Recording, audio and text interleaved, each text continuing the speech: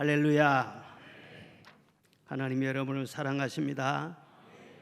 서로 인사하십시다. 형제님은 하나님의 자존심입니다. 좋은 일이 있을 겁니다. 성령 받을 것입니다. 아멘.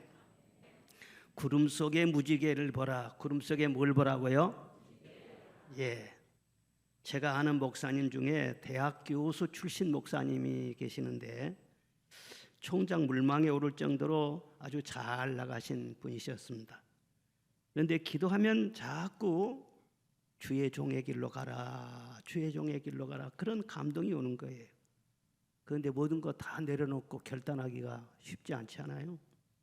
그런데 하루는 비 오는 날 사모님과 함께 기도를 하다가 바람이나 쐬러 가자 하고 시내를 차를 타고 이제 빠져나갔어요. 그런데 저 먼 산기슭에 무지개가 선명하게 나타나는 거예요. 쌍무지개가, 그것도 얼마나 아름다운지 차를 세워놓고 두 분이 물끄러미 그걸 바라보고 있었어요. 그런데 성령께서 또 음성을 들려주셨어요. 순종해라, 내가 너와 함께 할 것이다. 그런데 사모님한테도 똑같은 그런 음성이 들렸다는 것입니다. 무지개는 약속인데 하나님이 함께 해주신다고 약속하시는구나. 그래서 순종하고 교회를 개척했는데 그 교회가 청주 서원경 교회입니다. 큰 교회로 부흥했어요. 본문 말씀에 보면 홍수가 지나가고 땅이 회복돼서 이제 노아와 모든 동물이 다 방주 밖으로 나왔습니다. 그래서 농사를 짓고 가축을 기르고 새 삶을 시작하는데 한편으로 늘 불안하지 않겠어요?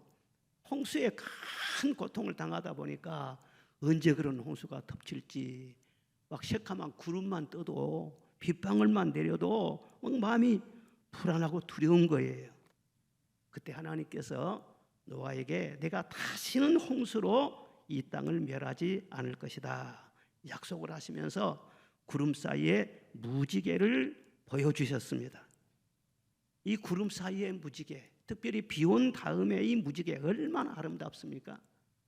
빨주, 노초, 파남보 7가지 색깔이에요. 그래서 동성애 진영에서는 이 무지개는 다양성이다. 그래서 성에는 다양하다. 남자, 여자 외에 다른 성도 있다. 그런 식으로 그렇게 왜곡을 하는데 아닙니다. 무지개는 다양성이 아니고 하나님의 약속이에요. 구름 속에 얼마나 선명합니까? 하나님의 약속은 변함이 없다는 거예요. 반드시 지킨다는 거예요. 홍수로 다시 멸하지 않겠다는 그 약속, 언약의 표징으로 그렇게 주신 것입니다. 연구한 분들에 의하면은 낮에 뜨는 모든 구름 속에는요 무지개가 있다고 합니다. 그런데 보는 각도에 따라서 보이기도 하고 안 보이기도 할 그런 뿐이. 그런데 모든 구름에는 다 무지개가 있대요. 다시는 홍수로 멸하지 않겠다는 그런 약속을 거듭 확인해 주시는 그런 하나님의 배려인 것이죠. 그 이후에 수천 년이 지난 지금까지 그 약속은 지켜지고 있습니다. 오늘 우리는 은혜 시대에 살고 있는데 이 시대에 살고 있는 우리에게도 사랑의 언약, 구원의 언약, 또 무지개 같은 그런 언약을 주신 거예요. 뭐가 우리에게 주신 이 구원의 확고한 언약의 표징이냐? 첫째는 예수님이십니다. 히브리서 7장 22절을 보겠습니다. 시작. 이와 같이 예수는 더 좋은 언약의 보증이 되셨느니라. 아멘. 더 좋은 뭐의 보증이라고요? 언약의 보증이 되셨느니라. 무지개를 볼 것이 아니라 우리는 예수님을 보라는 거예요. 사람의 생명은 다 귀한 것입니다. 그런데 죄에 빠져 있는 그 생명은요 사는 것 같지 않아요. 죄에 빠진 생명은 참 괴롭고 고통스러운 거예요. 감옥에 갇혀 있는 생명을 봐보세요. 기쁨이 있습니까? 자유가 있습니까? 무슨 사업을 할 수 있습니까? 가족과 함께 살 수 있습니까? 살 수 없어요. 마음대로 먹을 것을 먹을 수 있는가? 잠잘 때 잠 잘 수 있는가? 사람 노릇을 할 수가 없어. 그래서 죄를 짓는 사람은요 사람답지 못한 그런 인생을 살아가는 거예요. 하나님께서 죄인된 우리를 구원하기 위해서 그래서 예수님을 보내주신 거예요. 예수님은 이 세상에 오셔서 온갖 멸시와 천대, 비방과 정죄를 다 당하시고 몸짓고 피를 흘리시고 십자가에 달려서 죽으셨어요. 우리를 대신해서 고난을 당하시고 우리를 대신해서 죽으시고 부활하신 줄로 믿습니다. 그래서 그 예수님의 보혈로 말미암아 모든 죄 다 우리는 씻음을 받고 그분을 믿음으로 구원을 얻게 된 것입니다. 누구든지 주 예수를 영접하기만 하면 하나님의 자녀되는 권세를 얻을 것이고 사망에서 생명으로 옮긴 바 될 것이고 다시는 저주가 없다. 앞으로는 홍수 심판은 없지만은 말세에 죄가 쌓이고 하면은요 불로 심판한다는 그런 말이 있어요. 그러나 설령 불 심판이 있을지라도 지옥불이 뜨겁게 타오른다 할지라도 예수 그리스도 안에 있는 자에게는 확실한 구원의 보증이 있는 것을 믿으시기를 바랍니다. 다른 이로서는 구원을 받을 수 없습니다. 어떤 철학이나 종교나 도덕이나 선행으로도 구원받을 수가 없습니다. 죄악의 검은 구름이 덮여있는 이 세상에 예수님보다 더 아름다운 무지개가 없다는 것을 믿으시기를 바랍니다. 예수님으로만 구원받아요. 그래서 성경은 예수를 깊이 생각하라, 예수를 바라보라 다 말씀하시는 거예요. 무지개의 색깔이 7가지 색깔이듯이 우리 예수님도 다양한 구원의 색깔을 가지고 있습니다. 우리를 죄에서 구원하고 사망과 지옥 형벌에서 구원해 주실 뿐만 아니라 첫째는요 안전한 피난처도 되어주시는 거예요. 주님께 피하면 늘 안전하게 살아갈 수 있는 것입니다. 폭풍우가 휘몰아치는 새들이 바위틈 등지로 몸을 피하면 안전하듯이 아무리 세상에 위태로운 그런 일이 있고 험한 바람이 분다고 할지라도 주님 품에 피하기만 하면 주님은 안전한 품이 되어 주시는 것입니다. 그리고 주님은 우리의 슬픔을 다 알아주시고 위로해 주신다고 말씀을 하세요. 모든 슬픔을 다 담당하시고 우리의 질고를 지신 분이 우리 주님이신 거예요. 그래서 우리의 슬픔을 아실 뿐만 아니라 우리의 눈물을 다 보시고 사랑의 손으로 우리의 눈물을 닦아주신다고 말씀을 하세요. 슬픔이 변해서 춤이 되게 하신다고 말씀하세요. 기쁨으로 옷을 입혀주신다고 말씀을 하시는 거예요. 또 우리를 절대로 버리지 않겠다고 말씀을 하시는 것입니다.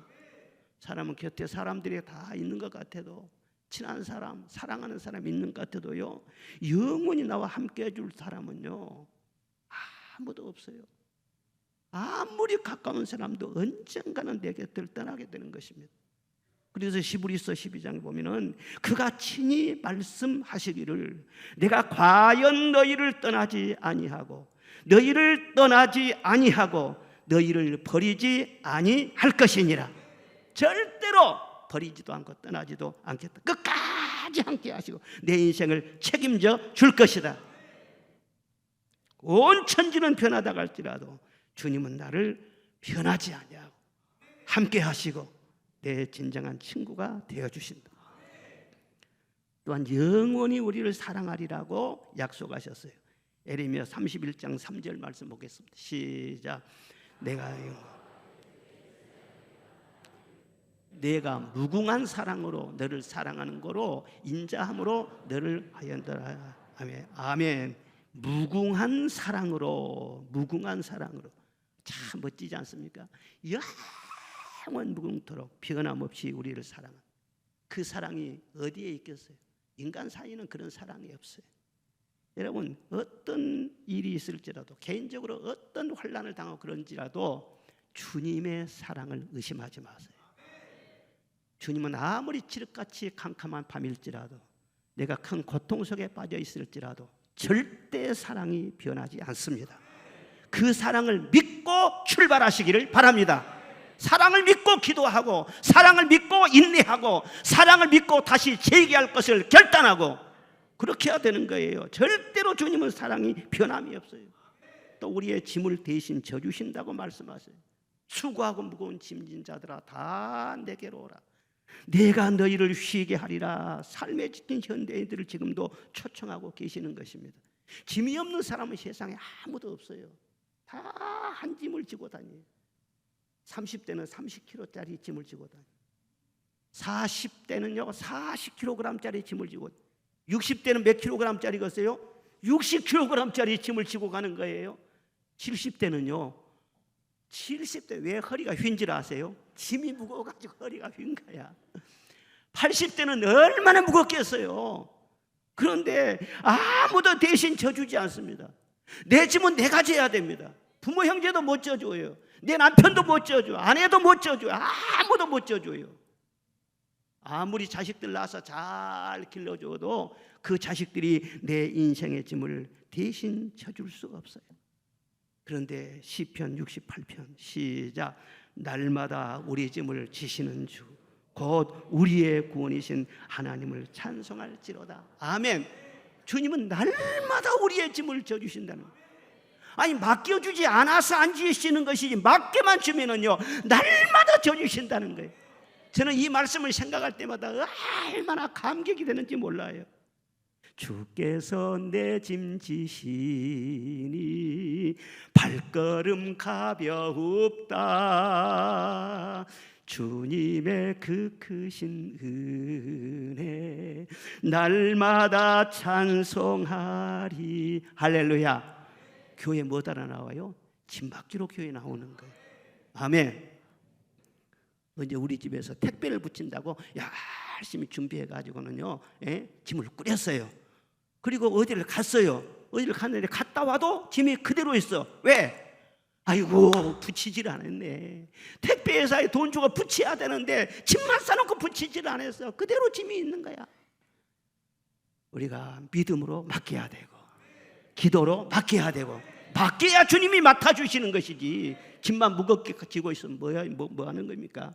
따라합시다. 주여 믿습니다. 하여튼 다 맡겨요. 다 그거장가 다 맡기고 살아요. 예? 일본에 한 여고생이 있었는데요. 그 여고생이 큰 슬픔에 빠지게 됐어요. 갑자기 어머니가 돌아가셨는데 그 감수성이 예민한 때에 참 믿고 의지하고 사랑하는 어머니가 갑자기 세상을 떠나버리니까 충격이 너무 큰 거예요. 아, 인생이란 이런 것이구나. 너무 인생이 허무하고 막 절망감에 쌓여가지고 이기지를 못하는 거예요. 그리고 공부도 잘 되지를 않고 막 계속 방황을 하기 시작했어요. 그러다 결국 고3 때 달려오는 기차에 뛰어들었습니다. 다행히 목숨은 건졌지만요 왼팔과 두 다리를 다 잃어버렸어요. 남은 것은 오른쪽 손가락 3개뿐이었어요. 그 후로도 그는 오로지 어떻게 하면 죽을까 그 연구만 하는 거예요. 그러면서 이제 병원에 입원해가지고 치료를 받고 있는데 그때 선교사님 부부하고 또 선교사 지망생 청년 한 분이요. 그 병원 다니면서 이제 전도를 하는 거예요. 그러니까 병원 전도라든가 노방 전도가 굉장히 중요해요. 예, 전도를 하다가는요 이분을 발견한 거예요. 보니까 너무나도 처참하거든요. 그분에게 복음을 늘 이렇게 전해 주었어요. 예수님은 당신의 있는 모습 그대로를 사랑하십니다. 하나님은 당신을 위한 놀라운 계획을 갖고 있습니다. 예수님을 믿으세요. 예수님을 의지하세요. 자꾸 복음을 전해준 것입니다. 근데 처음에 들을 때는 그 말이 어이가 없었어요. 자기하고 전혀 상관없는 그런 말로만 들렸어요. 그런데 자꾸 와서 말씀을 전해주니까는요 조금 위로가 되기 시작한 거예요. 그래서 따라하라고 해서 그분을 따라가지고는요 예수님을 영접하는 기도를 함께 드렸습니다. 그 후로도 계속 그분들이 찾아와서 위로해주고 말씀을 전해주고 자꾸 그런 겁니다. 아, 정말 예수님이 계실까? 정말 하나님이 계실까? 어느 날 저녁에 기도하다가 잠이 들었어요. 하나님, 나는 더 이상 살 기력이 없어요. 제기는 손도 팔도 없어요. 이제 제가 아무리 발버둥 쳐봐도 남에게 폐만 끼칠 뿐이에요. 죽는 일 외에는 방법이 없어요. 예수님 살아계시다면 저를 제발 도와주세요. 너무 힘들어요. 그렇게 기도하다가 잠이 들었다는 것입니다. 그리고 그 다음 날 눈을 떴는데 그 다음 날에요 몸은 그대로인데 신기한 일이 일어났어요.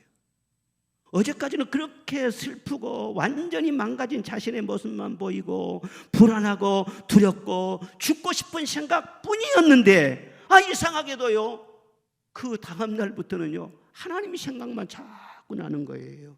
예수님 생각만 자꾸 나는 거예요.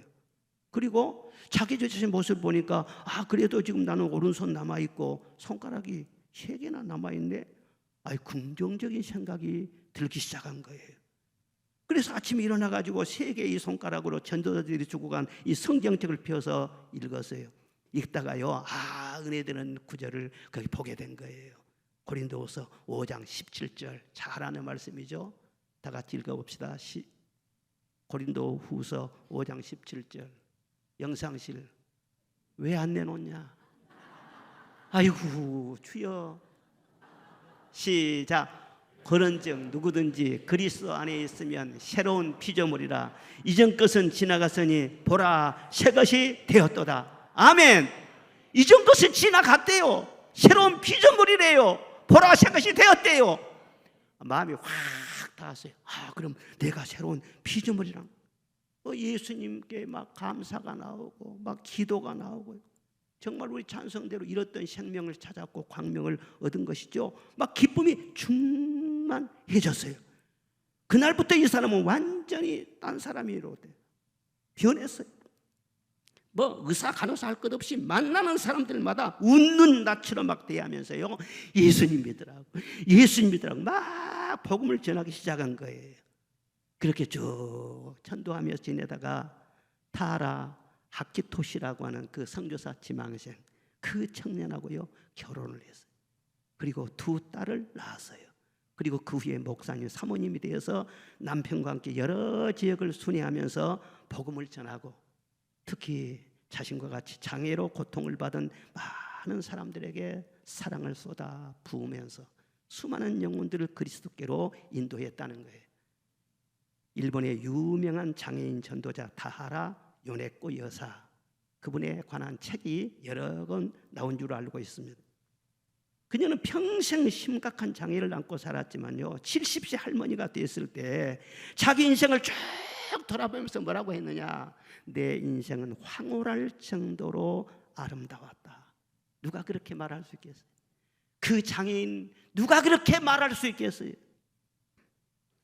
정말 주님을 만났더니 절망의 구름, 사망의 구름이 잔뜩 끼어있는 그런 인생이었지만은요, 정말 무지개처럼 아름답고 선명한 구원의 주님께서요 그를 만나 주신 거예요.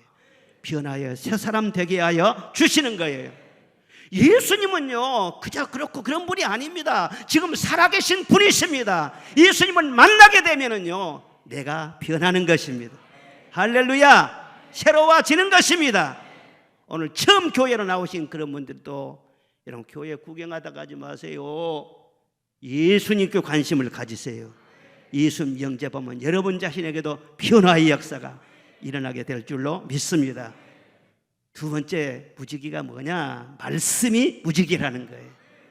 자, 오늘 15절 다시 봅시다. 시작. 무지개는 너희와 대대로 영원히 세우는 언약의 증거니라. 아멘. 무지개는 뭐냐? 언약이라는 거예요. 언약이 뭐냐? 말씀을 말하는 거예요. 다시는 내가 홍수로 멸하지 않을 것이다. 그 언약의 증표로 구름 속에 무지개를 두었어요. 그리고 내 언약을 기억해라. 영원히 언약을 기억해라. 여러 번 말씀하셨어요. 하늘 볼 때 구름 보지 말고 무지개를 봐. 그런데 무지개만 보고 지나가지 말고 무지개 속에서 말씀하시는 하나님의 언약을 보라는 거예요. 무지개 아름답네. 아이고 쌍무지개 없었네. 이렇게 하지 말고 저 언약은 하나님의 약속이지. 그 속에 말씀을 기억하라는 거예요. 오늘 9장 9절부터 17절까지 말씀 속에서 언약이란 말이 7번이 나옵니다. 그런데 이 언약이란 원어로요 베리트 그렇게 말해요. 따라합시다. 베리트. 이게 베리트라는 뜻이 뭐냐면은 묶는다는 거예요. 묶는다.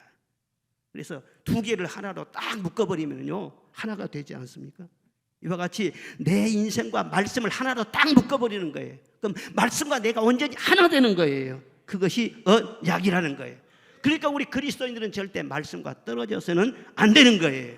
말씀과 딱 하나로 묶여가지고 말씀이 가자는 대로 가고 멈추라는 대로 멈추고 하라는 것은 하고 하지 말라는 건 하지 말고 언제나 말씀과 함께하는 사람들이 언약의 사람들이고 그런 사람들이 그리스도인이라는 거예요. 믿음이란 무엇이냐? 믿음이라는 거요, 물론 신비한 그 역사도 있어요. 그런데 꿈이나 환상이나 그런 걸 보고 쫓아가는 것이 아니에요. 말씀을 믿고 따라가는 것이 참된 믿음이라는 거예요. 내 생각은 좀 안 맞아도 상식적으로는 계산적으로는 좀 안 맞는 거 있을지라도 하나님이 말씀하시면 그대로 믿고 따라가는 거예요. 이것이 진정한 믿음이라는 거예요. 여러분, 말씀보다 더 가치 있고 더 귀한 것이 어디가 있겠어요? 하나님의 말씀이 우리 영혼을 새롭게 하고 새 힘을 얻게 하고 희망이 솟아나게 하고 말씀이 우리 인생의 나침반처럼 우리 인생의 앞길을 쫙 인도해 주신 거예요. 이럴 때는 이렇게 살아라, 이럴 때는 어떤 편을 선택해라, 이 우리의 모든 앞길도 쫙 하나님의 말씀이 인도하시는 거예요. 그리고 우리에게 복을 주실 때도 다이렉트로 그냥 벼락치듯이 그렇게 복을 떨어뜨려 준 것이 아니란 말이에요. 언제나 말씀 속에 담아서 주시는 거예요. 그러니까 말씀을 놓쳐버리면요 복을 놓쳐버려요. 그러니까 말씀을 항상 귀여기고 간직해야만이 말씀 속에 복이 내게 그대로 흘러 들어오게 되어 있다는 거예요. 이 원리를 우리가 잘 알아야 돼요. 옛날 어느 마을에 부자가 살았는데요, 옛날에는 거지가 많았잖아요. 그런데 이 부자는 마음이 참 좋아가지고 끼니 때마다 찾아오는 이 부자들, 이 거지들, 깡통 들고 이 거지들이 막 끼니 때 찾아와요. 그러면 밥을 많이 해가지고 그 거지들에게 밥을 주고 그렇게 했어요. 그러니까 소문 나가지고는요 거지가 그냥 때로 그냥 그 집을 계속 찾아오는 것입니다. 그런데 어느 겨울날 아침인데 어린아이 하나가 오돌오돌 떨면서 밥을 얻으러 왔어요. 그런데 보니까 손에는 깡통 하나를 들고 왔고 또 등에는 낡아빠진 병풍을 걸머쥐고 있는 거예요. 그래서 부자가 궁금해가지고 물었어요. 넌 어디서 왔느냐? 내 아버지는 누구냐? 물어봤어요.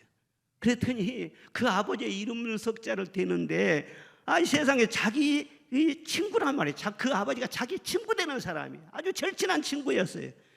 그런데 참 재산이 꽤 많은 친구고 참 인품도 좋고 그랬는데 몇 년 전에 이 세상을 떠났어요. 그리고 뒤따라서 그 어머니도 세상을 떠난 거예요. 그래서 걱정도 됐잖아요.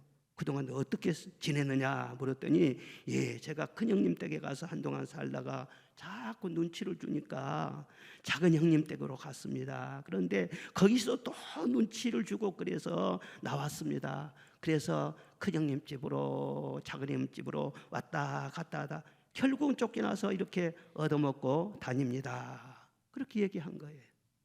그 친구는 참 부자고 지혜가 있는 그런 사람이고 그러는데 어찌 막내 아들이라고 이 아들을 이렇게 되도록 내버려두고 갔을까 그 생각하다가 그런데 그 병풍은 뭐냐 물었더니 아버지가 다른 것은 안 주고요 이 병풍 하나 나에게 남겨주고 가셨어요. 그래서 힘들고 어려도 꼭 이렇게 가지고 다닙니다. 그래?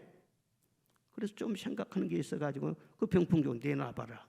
내놔가지고는요 칼로 착 찢었어요. 그랬더니 그 속에 땅 문서가 들어있어가지고 쏟아져 나오는 거예요. 참 놀랍잖아요.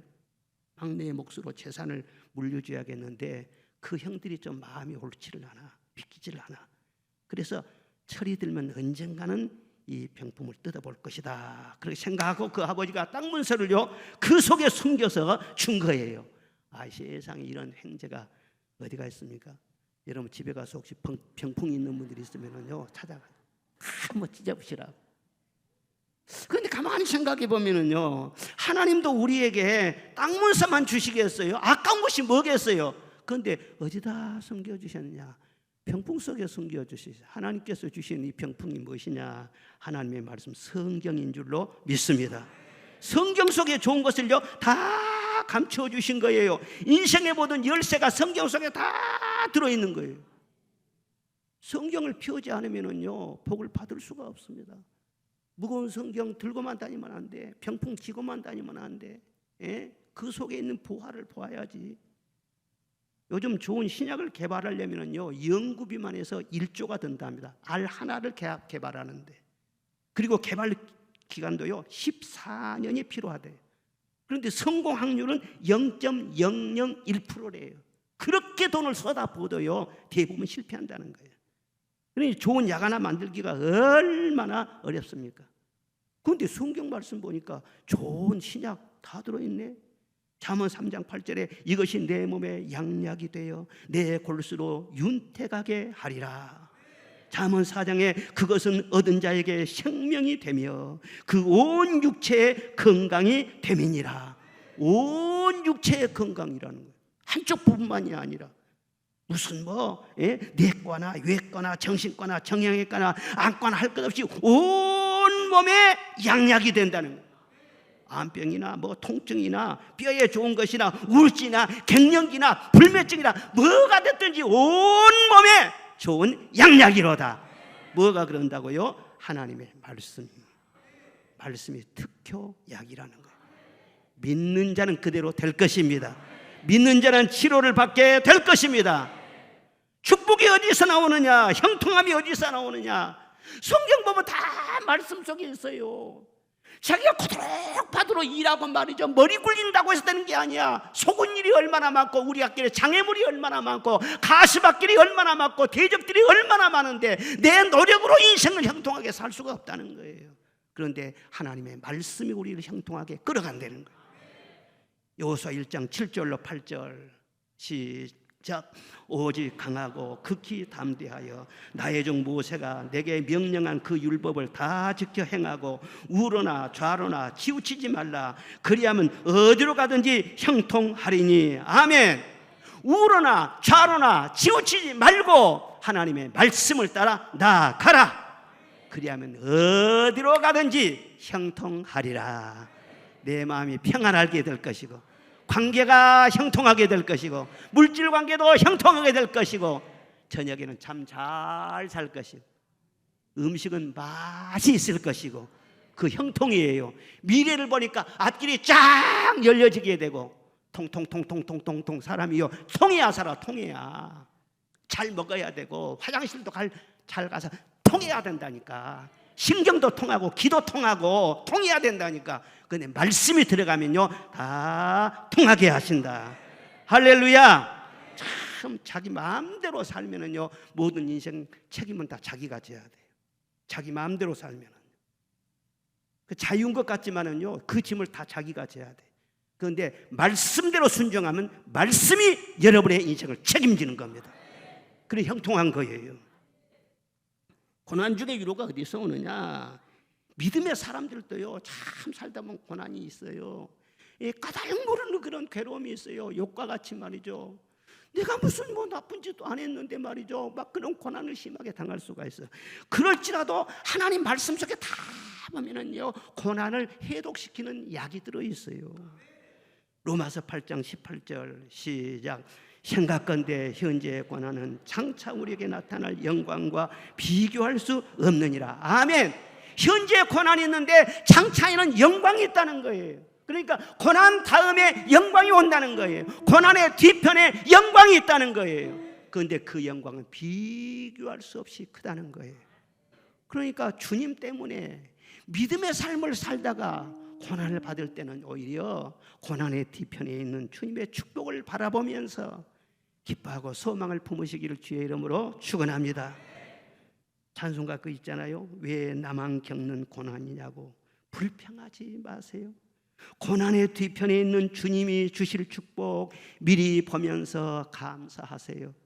너무 견디기 힘든 지금 이 순간에도 주님이 일하고 계시잖아요. 남들은 지쳐 앉아 있을지라도 당신만은, 믿음의 사람만은, 하나님의 자녀만은 일어나세요. 일어나세요. 일어나세요. 다 같이 불러봅시다. 힘을 내세요. 힘을 내세요. 주님이 손 잡고 계시잖아요. 주님이 나와 함께함을 믿는다면 어떤 역경도 이길 수 있잖아요. 어떤 역경도, 어떤 고난도, 어떤 환난도 이길 수 있지 않아요. 아멘. 주님은 세상을 이기신 분이에요. 마귀를 이기신 분이에요. 사망을 이기신 분이에요. 주님과 함께 믿고 나아가면요 못 이길 것이 없어요. 주님 떼놓고 내가 당하려고 하니까는 힘들지. 주님과 함께만 나가보세요. 어떤 역경도 이길 수 있지 않아요. 할렐루야. 그런데 무엇으로 이기게 하시냐? 말씀으로 이기게. 말씀으로 이기게 하시. 말씀을 붙잡고 나가면은요 예리한 검을 가지고 나가는 것 같아. 방패를 가지고 나가는 것 같아. 전신갑주를 입은 것 같은 거예요. 그러니까 절대로 싸움에서 패하지 않습니다. 항상 말씀을 앞서서 나가야 돼요. 해외를 나가 보면은요 선진국일수록 뭐가 발달됐느냐? 예약 문화가 아주 발달이 됐어요. 그래서 고급 호텔이라든가 식당이라든가 항공권은 말할 것도 없고요 반드시 예약을 해야 돼. 예약을 하지 않으면 사용 못합니다. 그리고 사용하더라도 돈을 비싸게 줘야 돼요. 반드시 먼저 예약을 해야 돼. 하나님 나라도 예약 문화입니다. 먼저 말씀 속에 약속을 하십니다. 그 약속을 믿고 기도하고 나아갈 때 이루어지는 것입니다. 그러니까 하나님의 말씀은요 이 음과 같은 거예요. 그런데 신앙생활 쭉 해보면 믿은 지 얼마 안 되고 믿음이 아주 연약할 때, 저도 그런 경험이 많아요. 내가 좀 연약할 때는요 막 꿈도 많이 꾸게 하고 환상도 보여주시고 성령의 음성도 막 들려주시고 막 그래요. 그런데 어느 정도 쭉 성장하지 않습니까? 성장하면은요 꿈도 안 꾸어져요. 전혀 환상도 안 보여줘요. 그럼 하나님이 떠나가셨나? 아닙니다. 오직 말씀만 붙잡게 하십니다. 그게 성령의 역사인 것입니다. 환상을 보고 쫓아갈 때보다도 오직 말씀 붙잡고 인내하고 나갈 때요 더 위대한 일이 일어나는 것입니다. 대개 큰 일들은요 대개 다 그렇게 해서 일어나요. 하나님 그 말씀을요 정말 보화처럼 여기고요 사랑하고 그래보세요. 그 말씀을 즐거워. 시편 19편 10절 시작. 금곤 많은 정금보다 더 사모할 것이며 꿀과 송이꿀보다 더 달도다. 아멘. 말씀을 깨닫고 말씀을 즐거워하고 그러면 꿀성보다 단다겠잖아요. 꿀맛 같은 인생을 산다는 거예요. 저는 그렇게 생각합니다. 우리 정말 말씀을 사랑하고 하나님 사랑하는 우리 그리스도인들이라면 나이가 70이 되고 80이 되고 그러면 나이 드는 것이 얼마나 막 세상 사람 두렵잖아요. 그런데 우리는 그렇게 두려워하면 안 돼요. 앞에 주님 나라가 있는데 뭐가 두려워요? 그리고 이 세상 사람들은 막 돌아다니면서 지난 주간에도 나보다 말이죠 무슨 뭐 낚시 잘하냐 어디 골프 잘하냐 막 물어보는데 나는 괜히 스트레스를 받아. 그런 사람 말 들으면은요 목사님 운동하세요 그래. 아니 나 운동한다. 어떻게 운동해요? 걸어다니면서 운동한다. 그 목사님 취미가 뭐예요? 나는 너무너무 행복하거든요. 하나님의 말씀을 읽고 그 말씀을 깨닫고 저는 지금 말씀 설교 준비하면서도 엄청 행복했어요. 나는 주일 3부 예배도요 언젠가 하기 싫으면 그만둘 거예요. 왜? 나는 은퇴를 했기 때문에 하기 싫으면 그만둬. 그런데 말씀을 준비하는 것이 너무 행복한 거예요. 우리 장로님들도 같은 과로 가자고요. 괜히 할 일로 돌아다니면 성경 보면서 즐거워해야 되고 새벽기도 하면서 즐거워해야 되고 행복해야 되고 그 꿀맛 같은 인생이라는 거예요. 어디에서 기쁨을 찾아요? 노후 걱정할 거 하나도 없어요. 말씀만 붙들면 그 안에 노후 해결도 다 보장이 다 들어있는 거예요. 아멘. 말씀은 세 단계로 나누어 생각할 수 있는데 첫째가 뭐냐면은 그냥 믿는 거예요. 약속 그대로 받아들이는 거예요.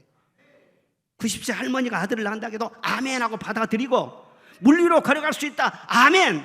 물이 변해서 포도주 된다. 아멘. 그냥 믿는 거예요. 그러니까 무슨 말씀을 하시든 간에 아멘으로 받아들이는 자가 복이 있습니다. 그 말씀이 그 속에 들어가서 일하시게 될 줄로 믿습니다.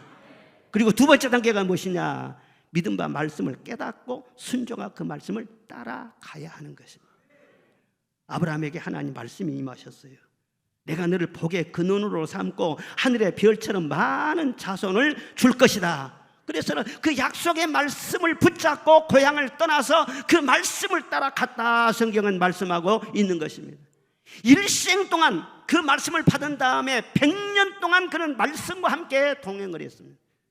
그래서 도저히 불가능하게 보였던 100살 때 아들을 낳은 거예요. 그리고 많은 땅을 차지한 거예요. 그리고 그 약속의 말씀대로 그 후손 중에 메시아가 태어나고, 우리들도 영적인 계보로 보면은요 아브라함의 자손들이에요. 얼마나 위대한 복을 받았습니까? 그럼 믿고 끝까지 따라가야 돼요. 흔들림이 없이. 그리고 세 번째 단계가 무엇이냐? 약속의 성취를 믿고 감사하는 단계인 것입니다. 믿고 기도하고 순종할 뿐만 아니라 반드시 이루어 주실 줄로 믿습니다. 그래서 미리서 감사하는 거예요. 미리서 기뻐하는 거예요. 미리서 영광 중에 즐거워하는 거예요. 이것이 진짜로 수준 높은 믿음이다. 현찰은 아직 주어지지 않았는데 말씀이 왔으니까 그 말씀대로 이루어질 줄로 믿습니다. 그리고 얼굴이 천사의 얼굴처럼 밝아지는 거예요. 기쁨이 막 솟는 거예요. 그렇게 하고 나가다 보면 말씀이 나를 속입니까? 아닙니다. 한 번도 속인 적이 없습니다. 그 말씀이 때가 되면 이루어지는데 내가 생각했던 것보다도 훨씬 더 좋게 이루어지는 거예요. 그것이 우리의 신앙의 고백이잖아요. 오늘은 지금 해방기념주일이기도 합니다. 우리나라가 일제강점기에 압박과 서름을 많이 당했어요. 또 그 후로 6.25 전쟁으로 인해서 온 나라가 폐허가 됐어요. 그런데 우리 선조들의 눈물의 기도를 들으시고 또 순교자들의 핏소리를 들으시고 하나님이 우리나라에 긍휼을 베풀어 주셨습니다. 그래서 오늘날 많은 복을 주시고 세계 속에 선교하는 나라로 우뚝 세워주셨어요. 얼마나 감사합니까? 앞으로 더 잘 돼야 할 줄로 믿습니다. 그런데 지금 가만히 보면은요, 우리나라가 또 다른 위기에 직면해 있는 것을 볼 수가 있어요. 그건 뭐냐? 전쟁의 위기가 아닌 다른 위기, 죄로 말미암아 점점 이 나라가 부패해 가고 있는 거예요. 정신이 부패해져 가고 있는 거예요. 영적으로 부패해 가고 있는 거예요. 죄가 문화가 되어버렸어요. 인권이라는 이름으로 죄 짓는 것을 당당하게 짓고 있는 것들을 보게 됩니다. 죄는 반드시 파멸을 가져와요. 죄는 반드시 고통을 가져와요. 원어에 보면 죄와 고통, 죄와 파멸, 죄와 사망은 분리되지 않습니다. 똑같은 단어를 그렇게 번역을 하는 것입니다. 반드시 죄는 고통을 가져와요. 이기주의로 쾌락을 사랑하고 자기 자신만을 생각하고 탐욕을 추구하고 그러는 사이에 나라가 어떻게 되었어요? 우울증이 많이 퍼져요.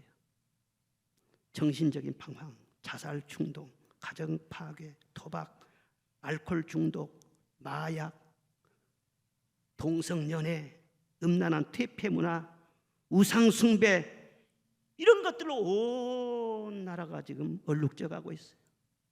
청소년들은 꿈을 잃고 방황하고 있어요. 여러분, 나라의 힘이 어디서 나옵니까? 나라의 힘은 사람이에요. 정치도 사람이 하고 경제도 사람이 하고 국방도 사람이 하고 교육도 사람이 다 하는 거예요. 그런데 사람의 영이, 사람의 정신이, 사람의 삶의 자세가 점점 흔들리고 병들어간단 말이에요. 나라의 미래가 어떻게 되겠냐 말이에요. 가정이 점점 흔들리고 있는데 그 나라의 미래가 어떻게 되겠냐. 이것이 바로 제가 볼 때는요, 나라의 큰 지금 위기인 것입니다. 여기서 우리가 다시 일어서야 되는데 어떻게 이런 모든 불안 요소를 떨쳐버리고 다시 일어날 수 있을 것인가? 다시금 하나님께로 돌아와야 되고 교만한 마음 내버리고 겸손해야 돼요. 가난한 마음을 가져야 돼요. 주 없이 살 수 없다는 그런 심정으로 성전으로 돌아와야 할 줄로 믿습니다. 그리고 말씀의 귀를 기울여야 되는 것입니다. 여론의 귀를 기울일 것이 아닌 거예요. 추세가 어떻더라, 여론이 어떻더라, 다수를 따라가다 망하는 거예요. 넓은 길로 가지 말라고 했어요. 외롭게 들려지는 말씀일지라도 한 줄기 하나님의 진리의 말씀을 믿고 따라가야 나라의 사는 길이 열리는 것입니다. 그럼 다수가 다 망하는 쪽으로 가자면 다 같이 가서 같이 망할 거예요. 우리 그리스도인도 그러면 안 돼요. 말씀을 따라가야 돼요. 우리 교회가 왜 복을 받는 나라가 됐느냐? 말씀의 복을 받은 나라가 우리나라예요. 우리나라는요, 특별하게 선교사가 들어오기 전에 성경이 먼저 번역이 됐어요. 그런 나라는요 역사상 우리나라밖에 없어요. 그래서 우리 믿음의 선조들이 얼마나 말씀을 많이 사랑하고 읽고 말씀 위에다가 교회를 세우고 말씀대로 살려 하려고 하다가 순교를 하고, 그러니 하나님께서 복을 안 주시겠어요. 그런데 요즘 우리 그리스도인들이 이렇게 많이 있지만 말이죠, 이 하나님의 말씀을 따라서 자기 속에 내오는 대로 자기 생각대로 이러면 안 되는 거예요. 말씀으로 돌아와야 되는 거예요. 돌아와야 되는 거예요.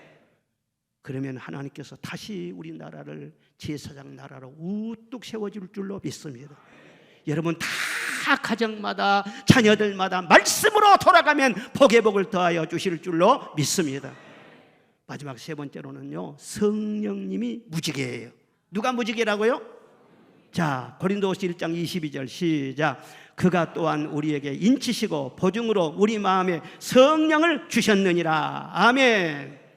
예수님은 승천하시기 전에 제자들에게 너희는 성전을 떠나지 말고 아버지의 약속하신 성령을 받으라 말씀을 하셨어요.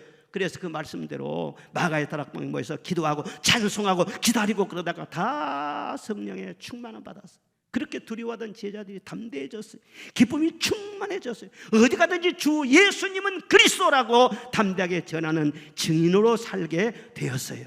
성령 충만하면 확신이 생깁니다. 담대함이 생깁니다. 우리도 그렇잖아요. 지금 예수님 본 적이 없어요. 그런데도 저도 여러분도 예수님을 얼마나 사랑합니까? 예수님 얼마나 사랑합니까? 이건 우리 힘으로 사랑하는 것이 아니라 성령이 우리 안에 계셔서 보증하여 주시기 때문에 본 것보다도 만진 것보다도 다 우리는 주님을 사랑할 수 있는 것입니다. 학개서 2장 5절 말씀 시작. 너희가 애굽에서 나올 때 내가 너희와 언약한 말과 나의 영이 계속하여 너희 가운데 머물러 있나니 너희는 두려워하지 말지어다. 아멘. 무슨 말씀이냐면 이스라엘 백성 애굽에서 나올 때부터 나의 영이 계속 너희와 함께 했다 말씀을 하고 있어요. 홍해가 갈라져서 바다를 육지처럼 건네고 나무꾼을도 없고 물도 없고 양식도 구할 수 없고 낮에는 폭염에 시달리고 밤에는 추위에 떨어야 하는 이 광야에 있는데 하나님께서 낮에는 구름기둥 불기둥으로 인도하여 주시고 매일 만나를 내려주시고 반석에서 샘물을 나게 하시고 또 구름기둥으로 늘 어디로 갈지도 모르는데 인도하여 주시고 40년을 한결같이 하나님께서 광야 생활을 돌봐주셨어. 그런데 이런 모든 기적은 어떻게 일어났느냐?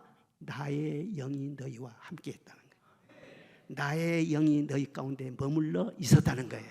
이 모든 기적은 성령으로 말미암아. 성령으로 말미암아.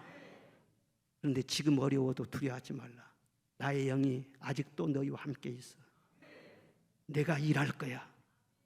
내가 하늘과 땅과 바다와 육지를 진동시킬 때가 올 것이야. 또한 모든 나라들을 다 진동시키고 모든 나라의 보배가 다 내게 이르게 할 것이고 금도 내 것이고 은도 내 것이야. 다 내가 이르게 할 것이고 다시금 성전이 우뚝 세워지게 될 것이고 너희는 영광스러운 나라로 세움을 받게 될 것이야. 그리고 내가 이 성전의 영광이 충만하게 할 것이다. 주의 영으로 말미암아. 따라합시다. 이 성전에 내 영광으로 충만하게 하리라. 충만하게 하리라. 우리 교회에 주신 말씀인 줄로 믿습니다. 그러면 되는 거예요. 더 이상 설명이 뭐가 필요해요? 이전에 주의 성령으로 충만하면은요 하나님이 일하실 줄로 믿습니다. 기적이 일어날 줄로 믿습니다. 가정은 복을 받고 교회는 부흥되고 모든 것이 살아나게 될 줄로 믿습니다. 그런데 성령에 불 꺼지면은요 좋은 일 하나도 없어요. 저 공단에 공장에 큰 공장 지어놓고 불 꺼져 보세요. 쥐들만 왔다 갔다 먼지만 쌓이고 그러지. 교회가 성령이 불 꺼지면은요 복잡하게 된 거예요. 복잡하게 돼. 사람 소리밖에 안 나고 아주 안. 그래 우리 교회는 항상 성령의 불이 타올라야 돼. 뜨겁게 타올라야 돼. 그래서 교회에 나오는 자마다 다 성령 받고 영육이 치료받고 살아나고 그런 역사가 계속해서 이어지게 될 줄로 믿습니다. 지금 우리는 말세를 살아가고 있습니다. 그런데 말세는 구름이 많이 일어날 것이라고 말씀하셨어요. 예수님께서 말씀하신데 난리와 난리 소문이 있을 것이고 전쟁이 일어날 것이고 재난이 있을 것이고 불법이 성행하고 사랑이 식어지고 막 배도하는 일이 일어날 것이라고 예수님 미리서 다 말씀하셨어요. 그런데 그 예수님 말씀하신 대로 그런 징조가 이곳저곳에 막 나타나고 있지 않습니까? 여기도 재난이고 저기도 재난이고 폭염과 폭우와 홍수로 막 도시가 물에 잠기고요, 수많은 인명피해가 나고요, 지구 열대화로 말이죠, 예? 그냥 남극의 빙하가 막 팍팍팍팍 녹아지는 거예요. 이거 무섭더라고.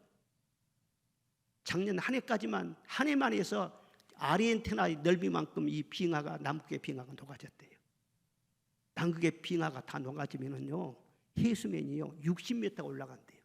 그러면은 우리 여수는 다 사라져 버려요. 그런데 지금 계속 ING예요. 막 신속하게 지금 녹아지면서 섬들이 사라지고 있다.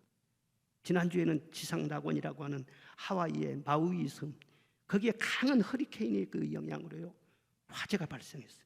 그래서 섬 전체가 화마에 뒤덮이게 됐어요. 그 아름다운 섬이 잿더미로 순식간에 변한 거예요. 수십 명의 사망자가 발생했어요. 지구는 지금 열을 받고 있습니다. 이 세상 끝에는 말이죠, 불로 심판하리라고 성경은 말씀하고 있는데 앞으로 무슨 일이 어떻게 일어날지 우리는 아무도 알 수가 없습니다. 역사의 핸들을 쥐고 계시는 분은 하나님이신 줄로 믿습니다. 확실한 한 가지는 뭐냐 하면 우리가 살고 있는 이 세상은 안전하지도 않고 영원하지도 않다는 거예요. 그럼 어떻게 살아가느냐? 불안해서 어떻게 살아? 불안할 필요는 또 없어요. 성령 충만하면 성령이 우리를 지켜주십니다. 행복하게 해주십니다. 승리하게 해주십니다. 성령 충만하면 주님 오시는 그날까지 위대한 삶을 살 수 있도록 이끌어 주실 줄로 믿습니다. 그리고 늘 승리하며 살다가 주님이 재림하실 때 영광 중에 주님을 맞이할 수 있도록 주의 성령께서 우리를 이끌어 주시는 거예요. 그러므로 여러분, 우리는 참 복을 많이 받았어요. 이만큼 우리는 복 받고 살아요. 저는요, 우리 교회에서 기도할 때마다, 예배드릴 때마다 항상 감사해요. 처음에 저는 우리 모교회가 20평보다 안 되는 조그만 그런 교회였는데, 거기서 나는 처음에 신앙생활을 시작했는데 이 교회 봐보세요. 안 놀란 거 봐보세요. 간이 커가지고 얼마나 놀래고 영광스럽고, 야, 호롱불 하나 키우려고 말이죠, 난폭불에다가 다 소재해가지고는 그다 불 켜고 그러고 가서 아침에 종치고 내가 그랬다니까. 그런데 이거 불이 몇 개요? 엄청나게 불이 막. 이렇게 좋은 곳에서 살면서 우리는 복을 받았어요. 서로 인사합시다. 참 복 많이 받았네요. 큰 복을 받으셨네요. 그러니까 더 큰 복, 더 복 받으려고, 더 나은 환경 찾으려고 다 그러지 말고, 남편도 당신 꼬라지에 그만한 남편이면 훌륭해. 자식들도 훌륭해요. 더 하지 말고 우리는 뭘 더 해야 되느냐? 주여, 더 성령 충만하게 하소서. 더 성령 충만하게 하소서. 더 성령 충만하게 하소서.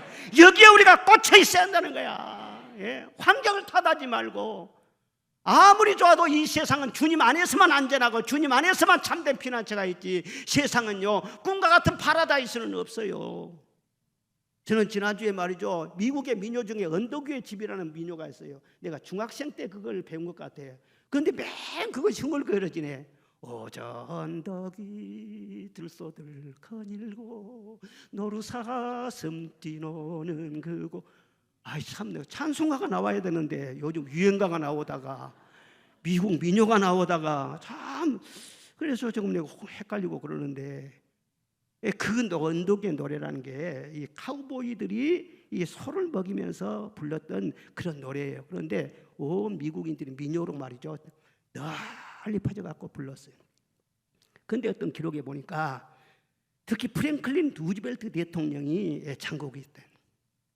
왜 루즈벨트 대통령이 그 언덕 위의 집을 그렇게 많이 불렀을까? 짐작이 가지 않습니까? 이 루즈벨트 대통령은 재임 시절에 참 역대 대통령 중에서 링컨 대통령 다음으로 항상 두 번째로 존경받는 대통령으로 그렇게 평가를 받고 있습니다. 그런데 그분이 대통령 재임 시절에 어떤 일이 있었어요? 나라에 엄청 어려움이 많았어요. 예, 경제 공황으로 나라 경제가 거의 다 붕괴돼 버렸어요. 예, 은행의 예금들을 다 인출해 버렸어요. 그리고요, 거기에다가 제2차 세계대전이 발발한 거예요. 그리고 미군들만 해서 35만 명이 죽었습니다. 얼마나 괴로웠겠어요. 근데 본인은 또 뭐예요? 소아마비예요. 소아마비. 그러니까 정상회담도 말이죠, 휠체어 타고 다녀요. 휠체어 타고 다니면서 정상회담하고 그렇게 살았어요. 나라 안팎으로 얼마나 많이 괴로웠고 얼마나 많이 짐이 무거웠겠어요. 그런데 그 언덕 위에 그 가사를 보면 그런 대목이 나와요. 근심 걱정 없고 구름 없는 하늘, 그곳에 나의 집 지어주. 그렇지, 노래 부를만 하죠.